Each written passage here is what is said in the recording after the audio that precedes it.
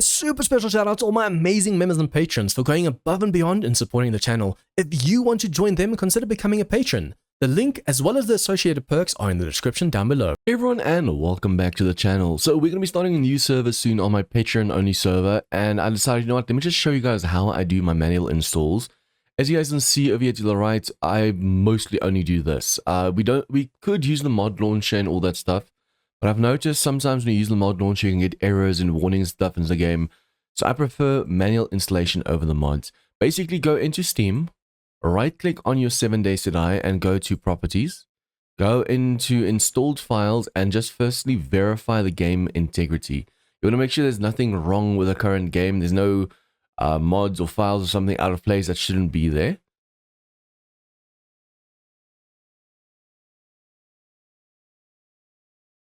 Once that reaches 100%, you should be fine. Sometimes if there is an issue, it actually says all files successfully validated.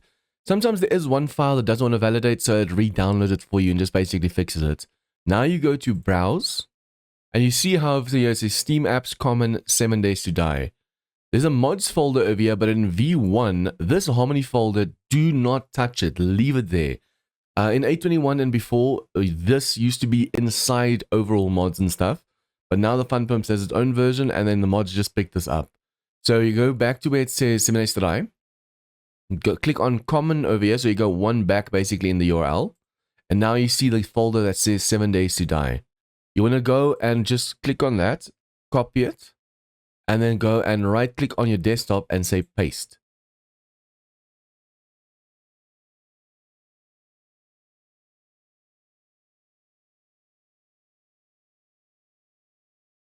Once that is done, you want to go and the copied file, change it to whatever mod you're playing. So we're going to be playing Apocalypse. Boom, there you go. So once you open that up, you can now close this common folder that you had from Steam. Once you open the file on the desktop, or the folder on the desktop, you'll see that's now a copy of the game. The biggest advantage of doing this is if the game is constantly doing updates and patches and stuff, the file on the desktop is unaffected by that. So even if I were to get now, this is B336 that we have, the version. If they now go and release 1.1 or B3, 4, 5, 6,000, doesn't matter, the file on the desktop, the folder on desktop will remain 336.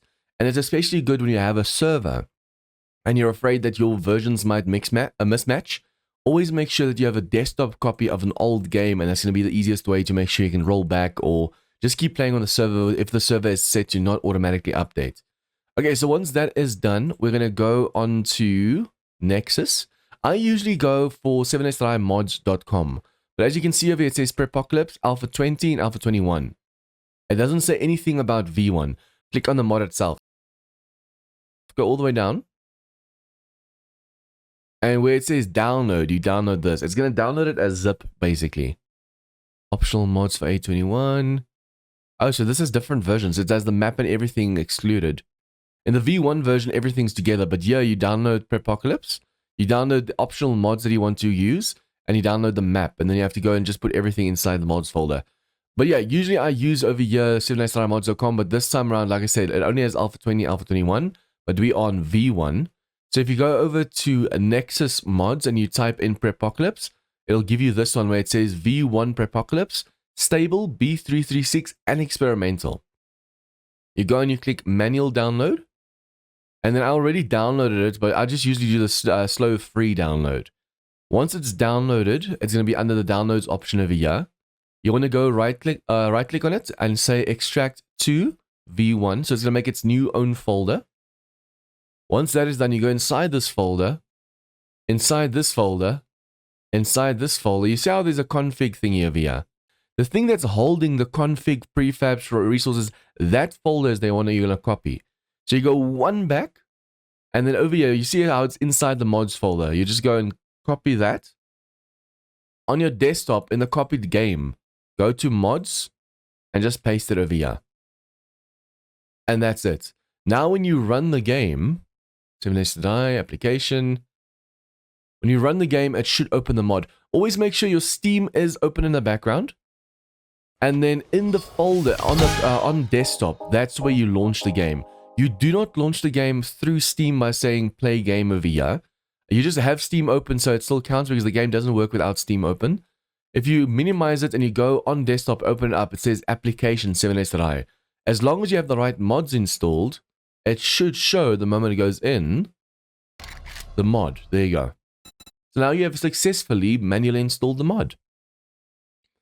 Hopefully you guys enjoyed this very small, quick how-to video. I just thought, since we're going to be installing it and playing it on the server, I want to show you guys how to do it as well, just in case you are interested. But it's super easy, super simple. Just verify the game files, browse the game files, copy the game to desktop, rename it to whatever mod you're playing, download the mod, unzip the mod, the folder that holds the config folders and stuff. Sometimes there's even more folders. But the folder that holds the config, just copy all of that into the mods folder of the copied game. Sometimes I'm going to show you guys this. This one. Nope. The downloaded one. Sometimes when you go over here and you click into mods, there's multiple folders over here. If all of them, if you click on them, have something like this, all of those have to be copied into the game folder. But yeah, hopefully you guys enjoyed this video. Please leave a like, share with your friends, comments and tips down below. And if you guys are new to this channel, please hit the subscribe button for more of this content. See you guys next time. Members and patrons get shoutouts in all of my videos, get access to a private members-only Discord channel, and as a thank you for supporting the channel, get access to my 7s.i server. If interested, check out the links in the description down below.